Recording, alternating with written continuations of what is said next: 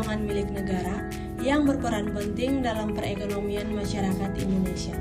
Sejak awal didirikan, Pegadaian telah bertransformasi untuk memenuhi kebutuhan nasabah dari berbagai lapisan sosial.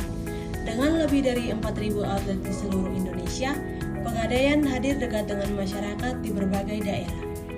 Pada silde ini, kami akan memperkenalkan sejarah singkat dan peran strategis Pegadaian dalam menyediakan akses keuangan yang inklusif dan beragam layanan yang menguatkan ekonomi rakyat.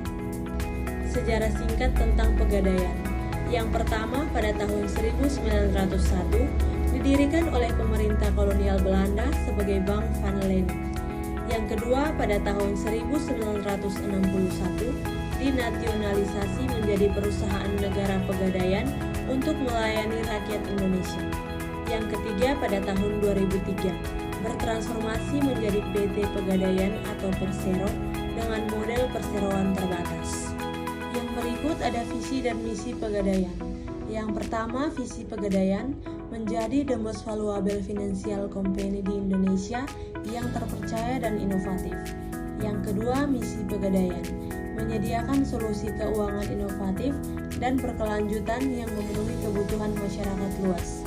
Ada juga nilai perusahaan dibagi menjadi 3 bagian, yaitu integritas, profesionalisme, dan keunggulan. Dan yang berikut target pertumbuhan, meningkatkan aset sebesar 15% setiap tahun melalui ekspansi dan inovasi layanan. Yang berikut ada produk dan layanan utama Pegadaian. Yang pertama, Gadai. Pinjaman dengan jaminan barang bergerak seperti emas, perhiasan, dan elektronik dengan proses cepat. 70% transaksi Gadai dilakukan dengan jaminan emas menjadi produk paling populer.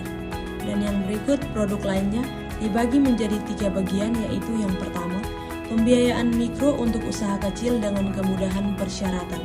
Yang kedua, tabungan emas, investasi mulai dari 0,1 gram untuk keamanan dan likuiditas. Dan yang ketiga ada Arum Haji, pembiayaan untuk membantu masyarakat memperoleh porsi haji. Adapun keunggulan Pegadaian dibagi menjadi 3, yaitu yang pertama, proses cepat dan mudah. Langkah-langkah Gadai yang sederhana dan efisien meminimalisir waktu antrian. Yang kedua, jaringan luas. Lebih dari 4.000 outlet di seluruh Indonesia memudahkan akses layanan Pegadaian. Dan yang ketiga, pengalaman dan kepercayaan. 120 lebih tahun melayani masyarakat dengan tingkat kepuasan pelanggan mencapai 4,5 dari 5. Yang berikut ada kontribusi Pegadaian bagi masyarakat. Dibagi menjadi 3, yaitu yang pertama, akses keuangan inklusif, melayani masyarakat yang tidak terjangkau oleh perbankan konvensional. Dan yang kedua, dukungan UMKM, fasilitasi pembiayaan mikro, membantu lebih dari 500.000 UMKM berkembang. Dan yang ketiga, investasi emas, menyediakan pilihan investasi yang aman dan terjangkau untuk berbagai kalangan. Yang berikut ada inovasi dan transformasi digital Pegadaian. Yang pertama, Pegadaian Digital, meningkatkan kemudahan transaksi melalui aplikasi yang user-friendly dan cepat. Yang kedua, layanan online, transaksi Gadai, cicilan, dan investasi dapat diakses secara daring kapan saja dan di mana saja.